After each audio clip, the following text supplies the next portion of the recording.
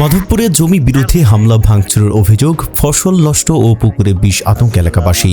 মাধবপুর উপজেলার প্রতিনিধি নাজিমুল হাসান নাজিরের তথ্যচিত্রে বিস্তারিত। হবিগঞ্জের মাধবপুর উপজেলায় চৌমোহনী ইউনিয়নের ভুট্রা গ্রামে জমি সংক্রান্ত বিরোধকে কেন্দ্র করে এক ব্যক্তির উপর ধারাবাহিক হামলা, ফসল নষ্ট, পুকুরে বিষ প্রয়োগ এবং বাড়িতে ভাঙচুরের গুরুতর অভিযোগ উঠেছে। ভুক্তভোগী নানু মিয়া এই ঘটনায় মাধবপুর থানায় লিখিত অভিযোগ দায়ের করেছেন, যার একটি ফটোকপিও পাওয়া গেছে। অভিযোগ সূত্রে জানা যায়, চৌমোহনী এলাকার বাসিন্দা নানু মিয়ার সঙ্গে একই এলাকার কয়েকজনের দীর্ঘদিন ধরে জমি সংক্রান্ত বিরোধ চলে আসছিল। এর জের ধরে গত 1 ডিসেম্বর সকালে আনুমানিক 9টার দিকে তার নিজ বাড়ির পাশে তাকে ডেকে নিয়ে মারধর করা হয়। অভিযোগে অভিযুক্ত হিসেবে উল্লেখ করা হয়েছে শামসু মিয়া, কানু মিয়া ও দুলাল মিয়া, পিতা মৃত আমির হোসেন, রফিকুল মিয়া ও শাহিদ মিয়া, পিতা শুক্কুর আলী, সিয়াম মিয়া, পিতা আবেদ আলী এবং জোবাইদা, রুবেল ও তানজিরা, পিতা শামসু মিয়া। ভুক্তভোগীর অভিযোগ, অভিযুক্তরা তার আপন ভাই ও ভাতিজা সহ দলবদ্ধভাবে তার উপর ক্ষোভ থেকে বিভিন্ন সময় হামলা চালিয়ে আসছে। তারা তার জমির ফসল নষ্ট করে দেয় এবং পুকুরের বিষ প্রয়োগ করে সব মাছ মেরে ফেলে। এছাড়াও বাড়িতে গেলেই তাকে দা ও লাঠি দিয়ে মারধর করে রক্তাক্ত করা হয়। এক পর্যায়ে প্রাণ বাঁচাতে তিনি ঘরের ভেতরে আশ্রয় নিলে বাইরে থেকে তালা লাগিয়ে তাকে আটকে রাখার চেষ্টা করা হয়। এমনকি দা দিয়ে তার ঘরের দরজা জানালা কুপিয়ে ভেঙে ফেলারও অভিযোগ উঠেছে। লিখিত অভিযোগে নানু মিয়া আরও উল্লেখ করেন, পূর্ব শত্রুতার জেরে অভিযুক্তরা তাকে মামলার প্রত্যাহারের জন্য চাপ প্রয়োগ করে।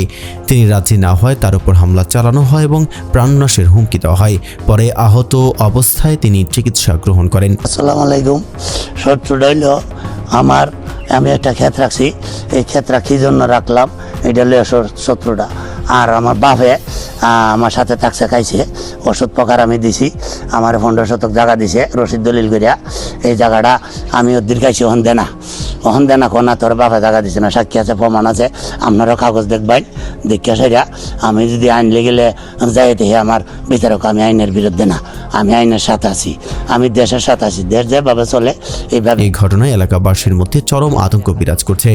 সাধারণ মানুষ প্রকাশ্যে কথা বলতে রাজি না হলেও ক্যামেরার আড়ালে অনেকেই ঘটনার বিষয়ে উদ্বেগজনক তথ্য জানিয়েছেন। কি জানেন বলেন? এখান থেকে আছে না, গুরু বাছর ধরে লয়ে গেছে উনি, কানু মরিয়া কইছে। এরপরে দায়ের গুরু আছে না, আমাদের নিয়া আমাদের লয়ে গেছে। আমি বাইর থেকে দেখছি দুলাল আর কানুর বউ আর কানুর একটা জি আর একটা ফুল আমি চিনি না।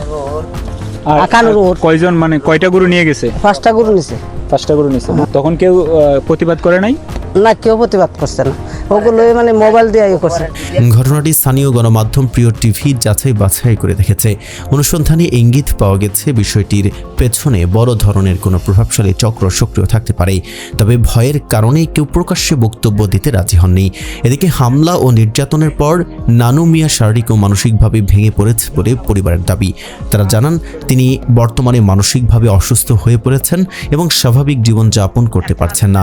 ভুক্তভোগী ন্যায় বিচারের দাবিতে প্রশাসনের জরুরি হস্তক্ষেপ কামনা করেছেন।